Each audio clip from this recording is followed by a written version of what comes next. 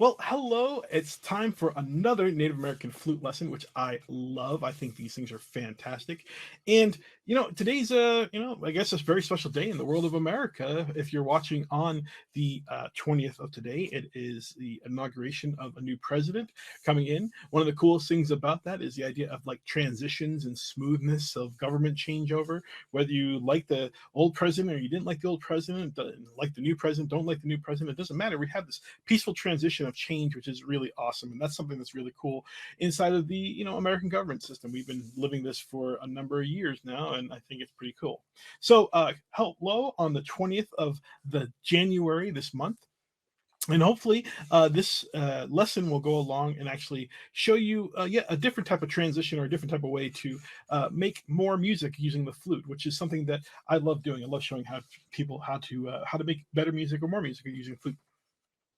So, as always, let's recap so that we can get the best out of all the lessons that we've had so far. And I think the most important thing here is as we do these recaps to kind of make sure that you refresh your memory, or if you haven't refreshed your memory, maybe give you a chance to go back and take a look at some of these other lessons so that you can pick up some concepts that you may have missed over time. These lessons are designed to be not necessarily, you don't have to go from start to finish to know where you are. You can jump into any lesson at any point because I will always recap at least two lessons behind to make sure that you understand where we are and what's going on inside of the world at large for our lessons here. And so we will take a look at some of the stuff that we've done in the past, take a look at some stuff in the forward, some moving forward in the future, and hopefully, create something that you will look at and go, cool. I like where I'm heading. I like where I'm going. I like what I'm doing with this idea of expression. Now, with music, we're talking about expression here, and expression is so important. Personal expression of how you feel, conveying what you want to say to people, conveying the right messages or the right tone or whatever it is that you want to say. That is so important inside the world of music. We're talking about legitimately, we're talking in the Western type of music, 12 notes. And yes, those notes can be changed from octave, going from lower to higher and higher and higher pitch, or in lower and lower pitch, whatever you want to do. But we're talking about really 12 notes, right? A sharp, B sharp, C, D, C, sorry. A sharp, B sharp, or C sharp, D sharp, E sharp, or F sharp, G sharp, back to A. We're talking really about 12 notes, and that's about it. And so, how do you express what you want to express using those 12 notes? How do you say what you want to say using those 12 notes?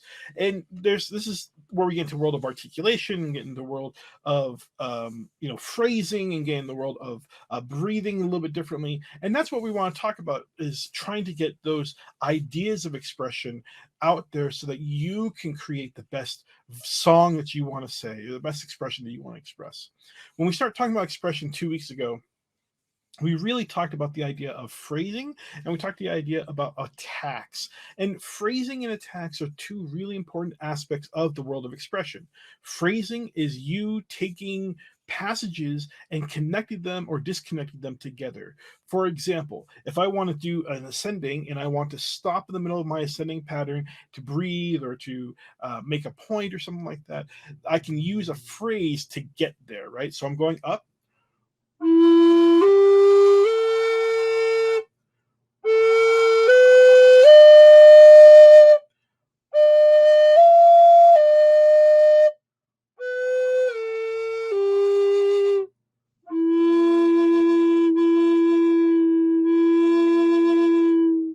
And you can hear how I connected notes going up, and then I took a breath, then took a break, and then connected them again, took another breath, took another break. Those are all the ideas of phrasing, being able to say something in a line or connected line and have that something be understood by the audience, right? We talked about music as a language because it is a language, and we talked about how in the language we convey things through sentences, and phrasing is kind of like sentence structures for us. How do we create that sound of a sentence, a beginning, a middle, and an end, so that you can understand that's what we're talking about, right? Because here's a faster phrase.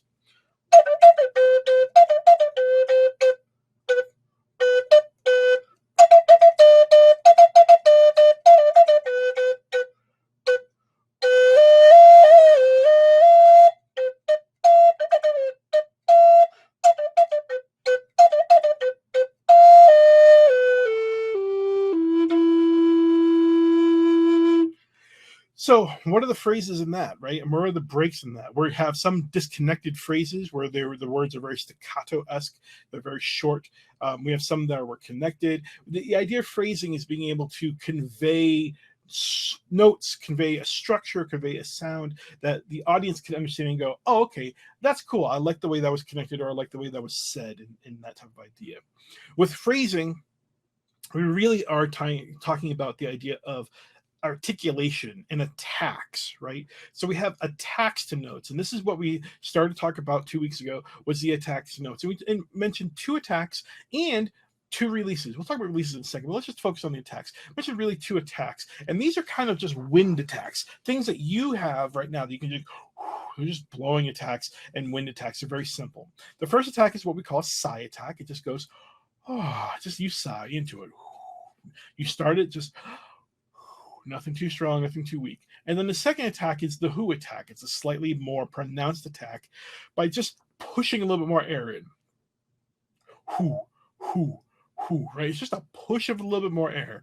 Who, who, who. So as we're playing, we have a sigh.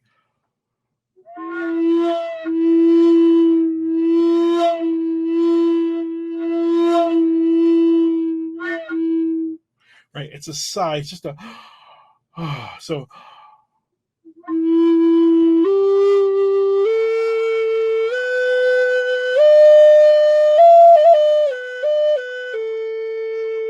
right, nothing too fancy, nothing too huge, just a simple sigh. Then we have the who attack, and the who is just a little bit more gust of wind. Who, who, who. So now we go.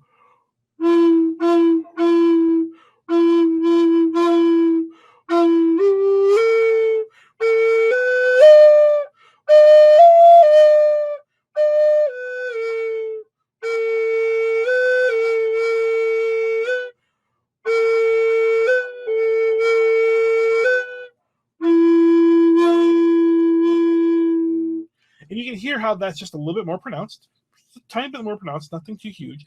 And we have that kind of ha attack. Now, on the other side of the world, right, we have attacks, which starts something that starts. Here we start, and then we're going to end, which is our release, right? So we have attack, which is our start, and then we have a release. So a release is how we let go of the note. And we talked about 2 of them 2 weeks ago. We talked about the first one, which is kind of the trail off or the fall off. It's just you kind of running out of air. Ooh. Nothing too fancy, nothing too weird or odd. And then the second one talked about is this idea of the instant cutoff, which is just you stopping the air. So you're blowing, and then you just stop it.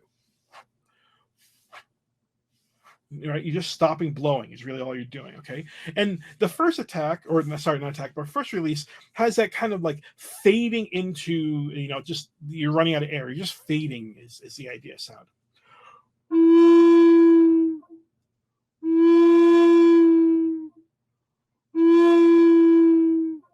Right, so you're just fading. And the nice thing is if you sigh to a fade off, it gives this kind of like kind of like a wave effect, right? So I'm sighing.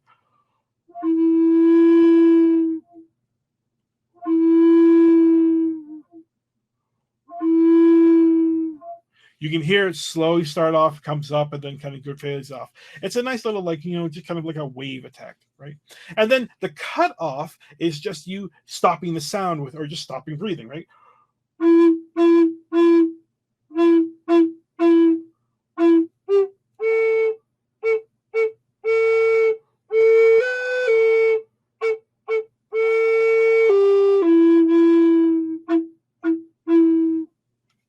Now, you put the cut off with the who attack, and you get this kind of really nice pronounced sound, right? So we go who with the cutoff.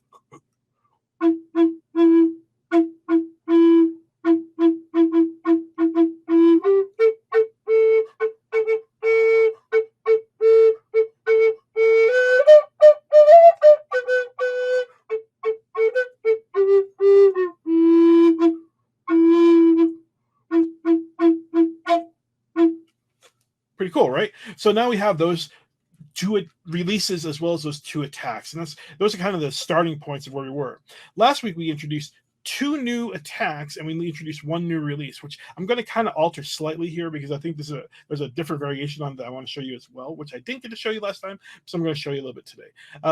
But last week we talked about two new attacks, and those two attacks are a do attack, where you use your tongue to say the word do, do, do, do, do, do, do, do, do, do, do, do, do, do, do, do. And we also have talked about another tonguing attack that we call the to attack, which we say T, to, to, to, to, to, to, to, to, to, to, to, to, to, to, to. So we have the do, do, do, do, do, do, and then the to, two, two, two, two, two. Now you'll notice that the do and the two are very similar, but they're kind of slight variations. One's a little bit softer, one's a lot more pronounced. Okay, so the do attack sounds a lot like this.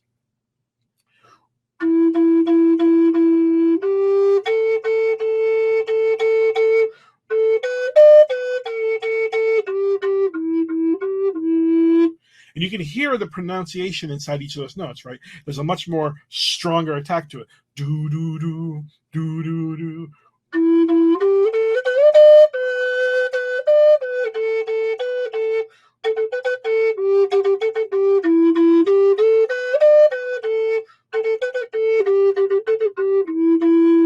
And the do helps you actually play quicker notes, right? You can play a lot faster notes in succession because you're just saying do do do do do do do do do do do do. So the rhythm comes from the do, not from you trying to blow, which can make it actually, you can, by doing a puff attack or a who attack, actually makes your diaphragm work really hard, so it can wear you out really quickly. So the do is a great way of doing that.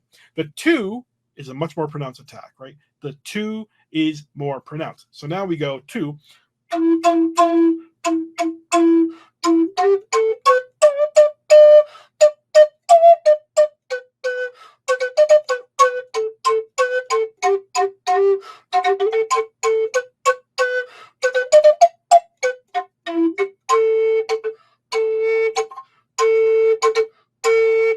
and you'll notice with the two that with that more gust of air, you have that power to, or you have that ability to overblow, right? And we talked about overblowing slightly last week. And overblowing is just you taking the instrument and blowing too much air, and that's not much too much air, it's just a lot of air into it. So instead of getting the normal sound, you actually get this kind of higher pitch sound. That's a normal blow. Here's the overblow. Right? So we get the higher pitch, we get the octave because we're blowing so much air. It just pushes it and makes the sound whistle so much higher. So the normal blow, and then the overblow.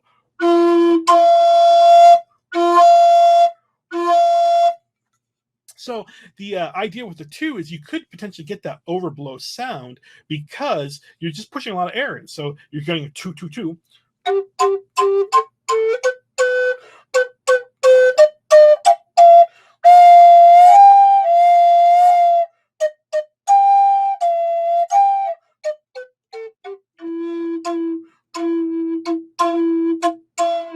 And that's okay. The overblow actually creates a little bit different sound. Some people like it, some people don't. Some people will think it's a mistake, but some people actually go, wow, that's a really neat effect that you did. It's just a different type of technique is the overblow. But those are those two attacks, the do and the two. And then we also talked about a different type of release, which instead of actually cutting the air off just like a blow, we actually are using our tongue. And our tongue stops the air. Now, the trick behind that is that it gives a much more pronounced release, but also makes you have to remember where your breath is because you're stopping your air with your tongue, not with, you're kind of still breathing or still blowing out.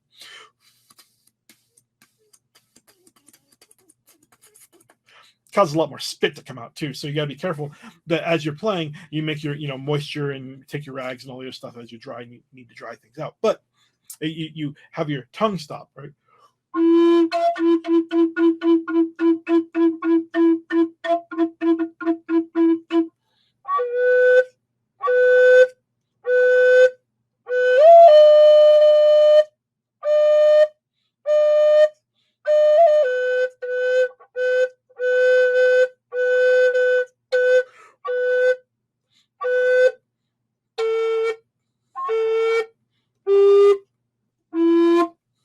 and it's a much more pronounced, it's a little bit harsher sound, it's a little bit harder sound over the release, and it's okay. I mean, it's not that horrible to do, to have, you know, your tonguing exercises and build it up, and that's where you actually have to start working on tonguing exercises. We haven't talked about that yet, because you don't want to bore you with exercises and everything like that, but there are tonguing exercises to do so you can build up your tongue muscles so that it actually becomes a lot more natural and a lot easier for you to do. So the tonguing release is kind of tricky, which is why I want to show you today a very slight variation on tongue release, and then we'll talk about something else that I want to show you. Slight variation is, instead of going your tongue down to the hole, you actually tongue up to your teeth. So you go, and now what that does is it gives you this sound. So now you have a really interesting type of tongue slash, like, you know, wind cut off, overblow type of release. Yeah.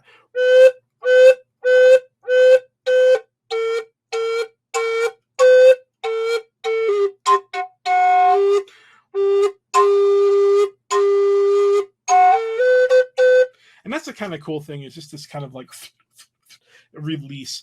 Again, we'll talk about this a little bit later, but it's just your tongue going up to your teeth, and you're just kind of stopping the air that way. It's kind of like going thwip, thwip, thwip, thwip, and that's just kind of the stopping of the sound, and it's just a different way. There's a lot of different attacks, a lot of different releases, and there's just, because of that, we'll go over more as we keep moving on, but just more attacks and more releases, different types of ways of thinking about how to play the flute, how to put air into it, and you can probably come up with your own. I mean, things that are just simple, because it's just you putting air into the flute and then you stopping the air production. That's really all it comes down to. Attacks, starting the sound, releases, ending the sound, and they're important because that's kind of, adding them together creates a lot of different types of expression for you, right? So here's a do to a thwip release, and then two to, I don't know, a sigh or something like that. We'll just figure it out as we go along.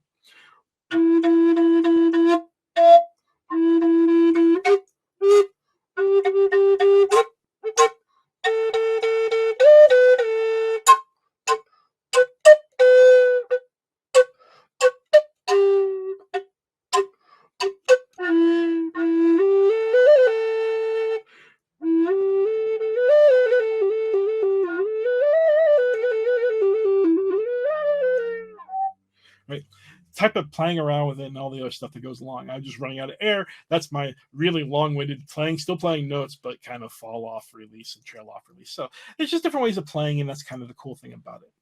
However, let's talk about something that's a little bit different, right? We've been talking about these attacks, releases, and phrasing and expression for the last little while, which is really cool. But we've been using the same scale over and over again, same notes. And you know what?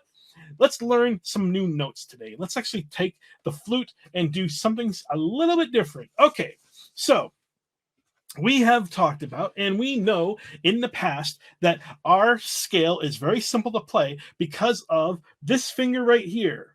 Our anchor finger, this finger right here, our anchor finger makes this scale super easy to play. Why? Because we never move the finger. The anchor finger always stays. It is never moved. Now, on a 5-hole flute, if you have a 5-hole flute, which I don't have one in front of me right now, and I don't think my little guy has one, on a 5-hole flute, that hole is covered. It is just covered. It's not there. That hole is missing, and so you will always play the minor pentatonic that you have on the flute because the hole is always covered. It's always there. You can't vary it. And yes, you can make some different chromatics, and you can make things a little bit different because of that. But you can't really do this next trick unless you have a 6-hole flute. Just so you know, if you have only playing 5-hole flutes, this next trick is not going to work for you. But this trick will actually allow you to play a different scale without having to do too much. It's not too much difficult. Okay, so we have an anchor finger here, right? Our third finger on the top hand, or if you want to call it the fourth finger, you can call it that. That finger right there is our anchor finger, and it's always going to stay there. However, we're changing things up today. Today, we're changing things up. Today, we are going to go with this finger right here. This finger right here is going to be our anchor finger. We're changing it so that this finger is our anchor finger. Our third finger on the flute, right? Third finger on the lower hand, third finger on the flute. That is going to be our new anchor finger. We're not going to move it. And by doing that, we're going to adjust the pentatonic scale very slightly, okay? So we're now going to get this scale here.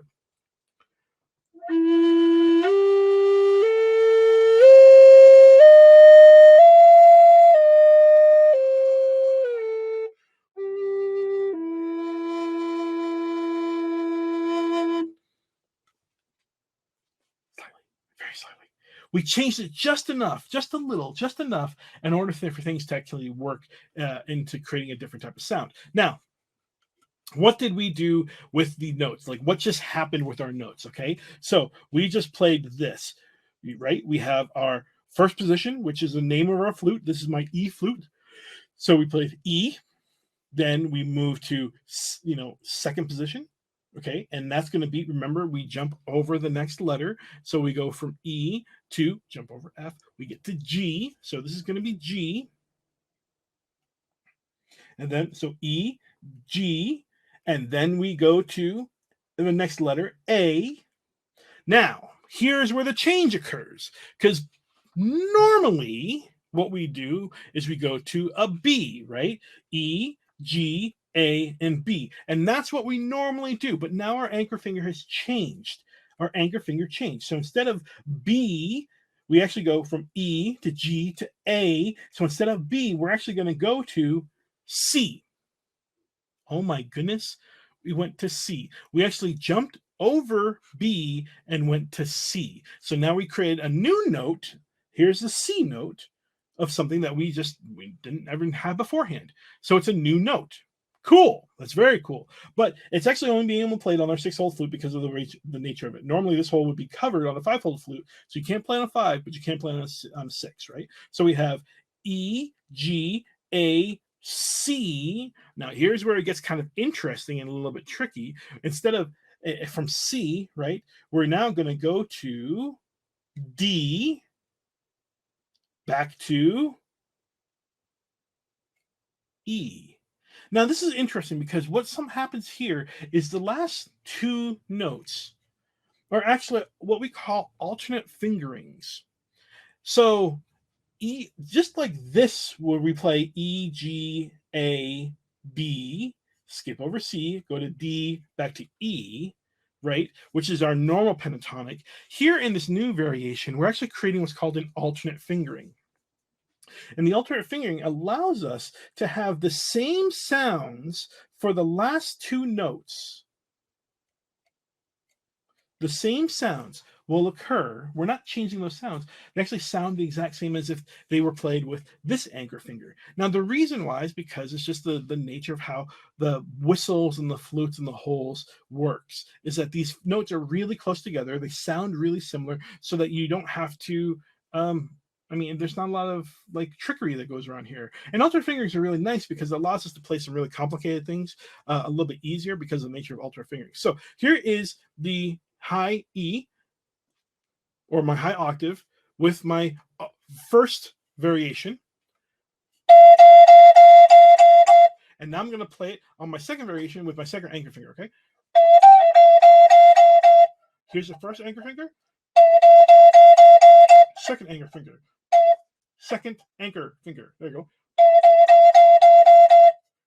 They sound almost identical, and they actually are really, really close enough, and close enough so that we don't have to kind of play around with too many things. And that's how this scale works, is that it is actually really kind of cool because this alternate fingering allows these final two notes to actually sound exactly the same. So instead of having what our normal positions would be E, G, A, B, right? Skip over C, D, E. We actually have E, G, A, C, D, E. So now we're able to play these notes again. We're able to play this different type of scale, and we're really only making one tiny adjustment with this new scale, which is kind of fun, right?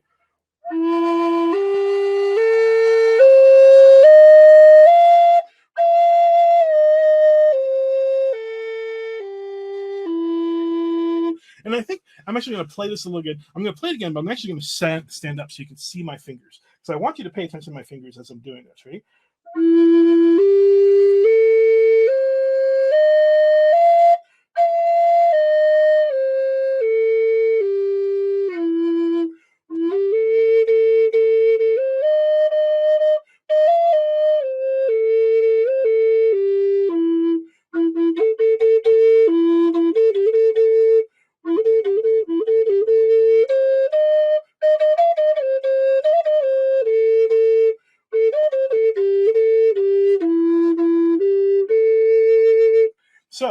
Now we can actually do like some really interesting stuff. Let me play a little bit inside of the original anchor finger, so our original pentatonic, and then I'm going to play a little bit, move out into this second pentatonic, and then I'll move back into the original pentatonic and have you see what that sounds like. Okay, again, I'll have you see my fingers so we can see what's going on. Here's my first anchor finger, here's my second anchor finger, and we're going to see how this works. Ready?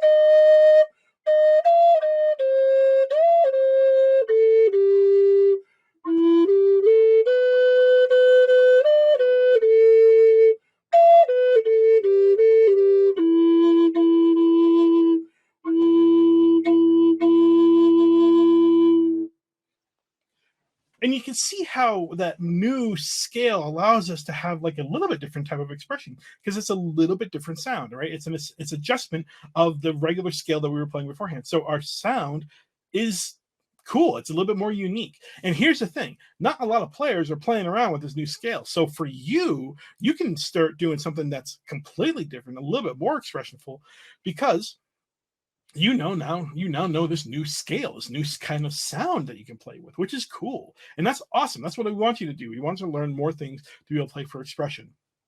So let's recap real quick. I know we introduced like a different type of release, and we won't worry about that too much right now. I'll talk about that again as we go along. But let's talk about this scale, this new pentatonic scale.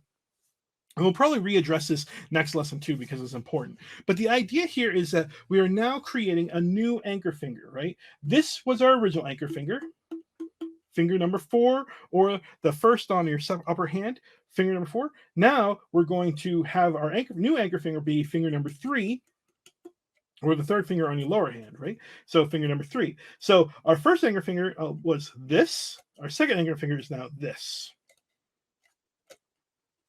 And ascending and descending like we normally have done. And you can add more patterns, create your patterns again, utilize them again in this type of new scale and see how that goes. We'll talk about patterns and expressions with the new scale next week or next time as well. But we want to kind of continue this thought process of adding new expressions. Now, there's more notes that go along with this. It's actually introducing a new tone called the C tone, which is this tone here on my E flute. Okay, it is actually the 4th tone or whatever it may be on the flutes again, and the pattern stays the same as we have been beforehand. It's note, skip, name, name, but here is a different variation. Instead of note, skip, name, name, name, skip, we're actually going note, skip, name, name, skip, note, note. And so now there's a different type of variation, different type of pattern, and we'll readdress this again so that you can catch up to it. The big thing here is just remember the anchor finger. That's it. Remember the anchor finger and you'll have it good in your mind. We'll talk about all the note themes, we'll talk about all the other stuff a little bit later on, but for right now, go out, use this new scale, play around with it, have some fun with it, and create this type of expression for yourself, because I think you'll really enjoy it. It's really kind of cool once you start understanding how scales can work, how notes can work, and how the flute can actually help you create more expressions for yourself, because the more you express, the better it becomes and the funner it gets. So go out, play your flute. Thanks a lot for hanging out with this lesson. I will hopefully see you in a couple weeks' time. And, enjoy it. Have a great day. And I will catch you all later.